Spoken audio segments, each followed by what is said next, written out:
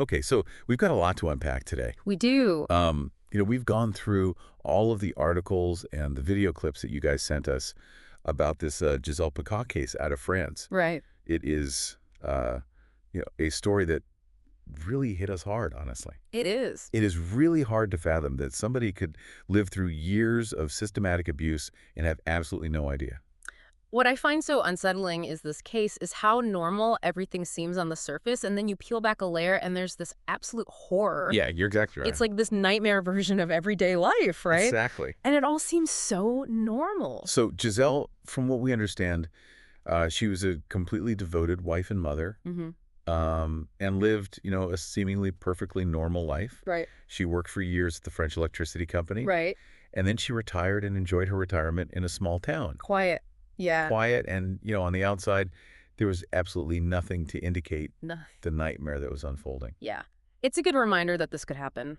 Oh, absolutely. Anywhere. To anyone. Anyone. We think we have an image of a victim in mind. Right. But Gisèle throws all that out the window. She does, and it makes you wonder, right? Sure. Like, were there early warning signs? Oh, there were. That, maybe people missed or... The sources mentioned she had memory loss. Oh, wow. Unexplained health problems. Oh, my gosh. She had several STDs. That's so sad, It is. Imagine having no idea what's happening to your own body and to think that was just the tip of the iceberg. Yeah, and it shows you how insidious this kind of abuse is. Absolutely. It can be so gradual. Yeah. It chips away at a person's sense of self and reality. And then the whole thing comes crashing down, really by chance. By pure chance. Because of an incident in a supermarket. It is almost too crazy to believe. Her husband, Out of a crime novel, right? Dominic, was caught filming up women's skirts. Now that, honestly, seems trivial compared to what we're about to talk about. Talk about a twist of fate. I know, right? And then it all snowballs from there. Right. It's that. But they find his phone, and then it leads them back to the house, and suddenly... a mountain of evidence. Oh, my gosh. More than 20,000 photos and videos. Wow. Meticulously categorized. I'm getting chills just thinking about it. A decade's worth of this calculated abuse, documented. You hear these things in the news, and you can't even imagine the level of, planning and deception that is involved in this. This was not something he just decided to do on a whim. No. This was deliberate and systematic. I mean, the amount of documentation is astounding. And the sheer volume of it suggests something beyond just fulfilling a deviant urge. Right. There's a need to control. Or document. Yes. I can't even imagine. To catalog. What must have been going through Gisèle's mind when the police show up. It must have been just unimaginable trauma.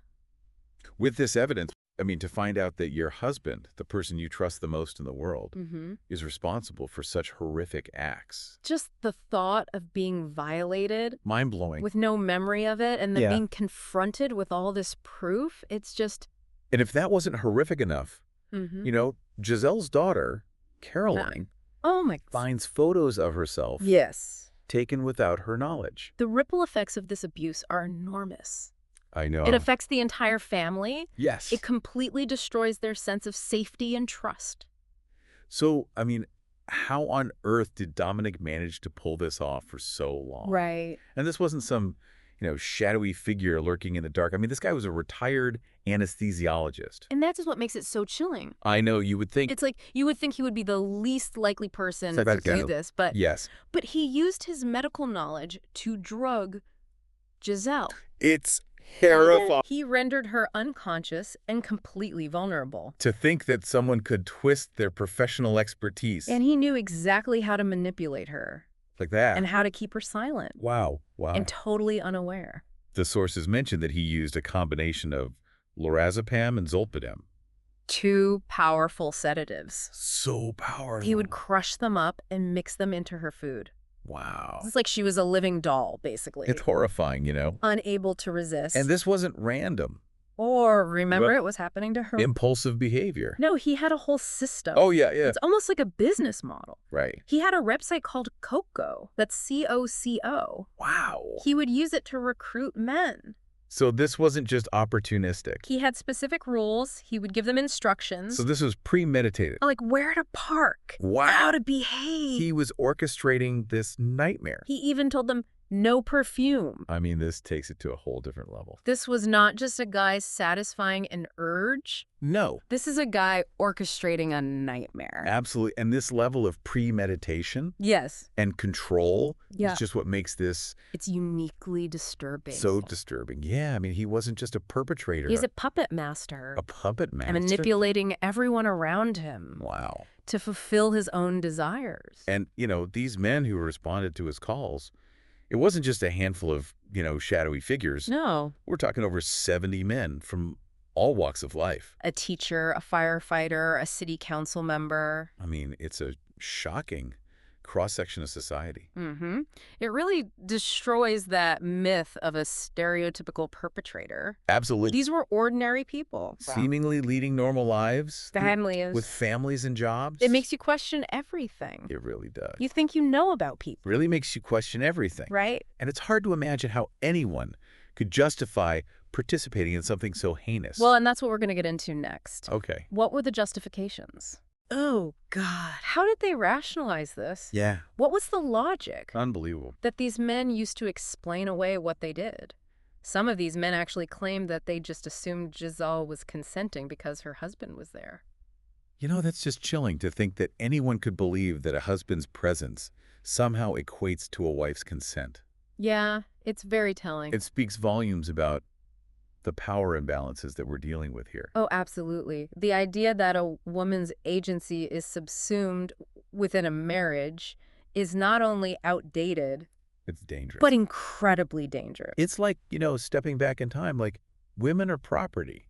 Right. And not individuals with rights and autonomy. And it doesn't stop there. Some of the men actually thought that Gisèle was playing along. Oh, come on. That she was in on it.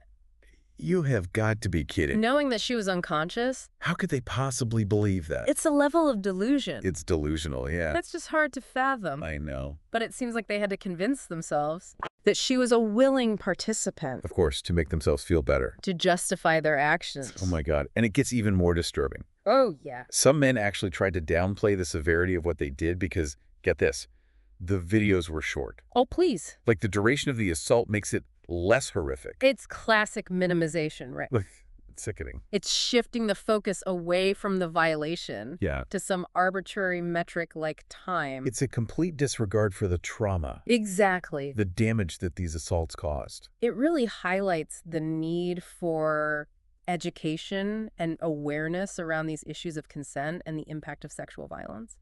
Thankfully, there's been a huge public outcry in support of Gisèle. Yes, the articles mention rallies. Rallies and protests. All across France. People demanding justice. Yeah, demanding accountability. You know, it's encouraging to see that. It's encouraging to see that kind of collective outrage. That people are willing to stand up and say, enough is enough, you know. It shows that society is evolving. It does. And that we're more sensitive to these issues. It's also a testament to the bravery of Gisèle and her daughter, Caroline. Oh, absolutely. You know, to come forward and speak out.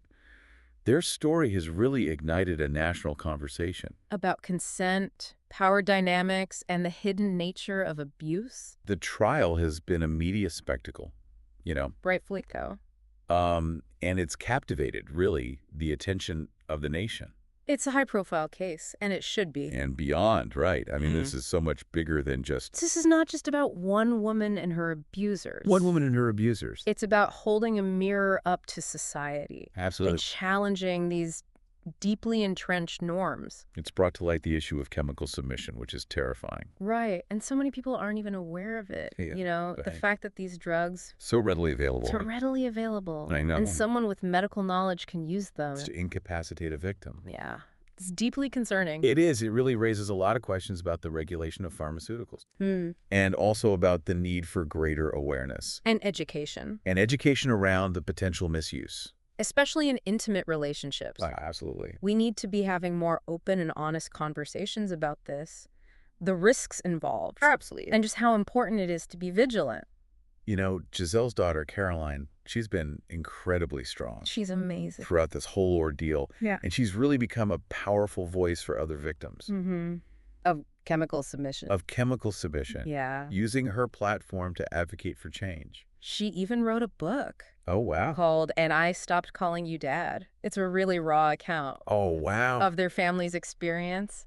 I can't even imagine. It's heartbreaking, but it's also inspiring. It must have taken so much strength for her to share their story publicly. So much strength. To relive all those painful memories. But in doing so, yes, she's empowered so many other people to come forward. To break the silence. And break the silence, yeah. And Gisèle's own strength and resilience is really remarkable. It is, you know? She could have retreated into shame and silence. Yeah. So she chose to fight back. To confront her abusers. In court. To demand accountability. Yeah, her words, the shame should change sides, it's become a rallying cry. It's so powerful. For survivors everywhere. It's like a complete rejection of the societal norms. Absolutely. That silence and shame victims, you know. It's a statement of defiance. It's a reclaiming of power. Yes, and, you know, this case has forced a national conversation in France. Oh, absolutely. But it's also sparked these discussions around the world. About consent, power dynamics, and the hidden nature of abuse. This is a difficult conversation to have. It is. But it's so necessary. Absolutely necessary. And while the trial is ongoing, it's clear that Gisèle's voice has ignited a firestorm. Yes. You know, her story will have a lasting impact on how we understand and address these issues going forward. No question. But there's another layer to this story. A disturbing glimpse into the mind of the perpetrator. Yes. That we need to unpack. It's really hard to believe that anyone could commit such awful acts and then try to justify them. Oh, I know, it's unbelievable. But that's exactly what Dominic did during the trial. Right, his testimony, it's incredible, really. A masterclass in manipulation. Right. He deflected blame, trying to paint himself as the victim. Wow. Even going so far as to suggest that Gisèle was unfaithful and that he was trying to spice up their sex life. Wow, so he really tried to create a whole different narrative. Oh, yeah. Of the events, you know. Completely twisting reality. I mean, it's amazing. He even said that he was really into swinging. Oh, come on. And that he thought this was a way to introduce it into their relationship. I mean, come on, that's just ridiculous. Oh, it's ludicrous. You know, there's a world of difference. A huge difference. Between, you know, consensual exploration in a healthy relationship. Absolutely. And what Dominic orchestrated here. This was not about mutual pleasure. Absolutely. Or shared desires. No. This was about power. Control. And fulfilling his own twisted fantasies. You know, at the expense of his wife's well-being. Completely disregarding her well-being. Absolutely. And, you know, he also tried to paint this picture of himself as this man consumed by this insatiable sexual appetite. Right, as if Gisèle could no longer satisfy him. Again, I mean, it's just another tactic to minimize. Yeah, framing his actions as the result of urges. Exactly. That he couldn't control. Rather than a deliberate choice to violate another human being. And we have to remember, sexual violence is not about sex.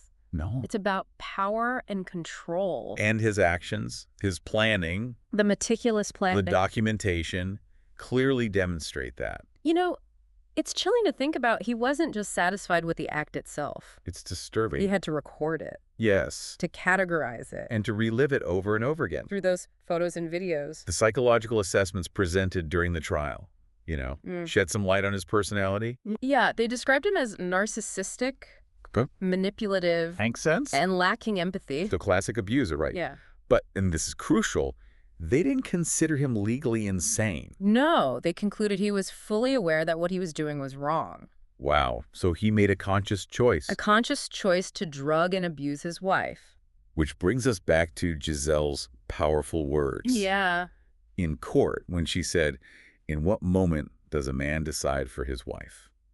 Such a powerful statement. I mean, it really cuts right to the heart of the issue. It exposes that power imbalance that he exploited. Wow, this deep dive has been really heavy. It has. But it's just so important to shine a light on these really dark corners of our society. Yeah, and have these really difficult conversations. You know, Gisèle's story is a reminder that abuse can take so many different forms. And that it can be hidden.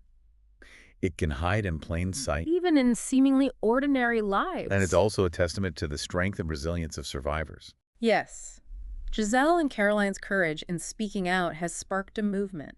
A national conversation that we needed to have. That is long overdue. You know, the legal proceedings are still ongoing. They are. But the impact of their story is undeniable. Absolutely. It's forced us to confront these really uncomfortable truths about consent, power dynamics, and the insidious nature of abuse. Yeah, if there's one thing I hope our listeners take away from this. What's that? Is that we all have a role to play in creating a safer and more just world. Absolutely. We need to challenge those myths. Support survivors. Hold perpetrators accountable. You know, what struck you most about this case? What struck me was just how easily this could have happened. I know, it's terrifying. To anyone. And how does it challenge your assumptions about what abuse looks like? Right, and where it hides.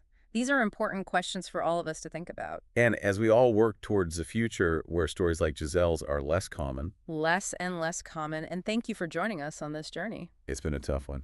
It has. But a really important one. An important one. I hope that by shedding light on this case, we've helped people understand these really critical issues. I hope so, too. And inspired action towards creating a world where everyone feels safe and respected.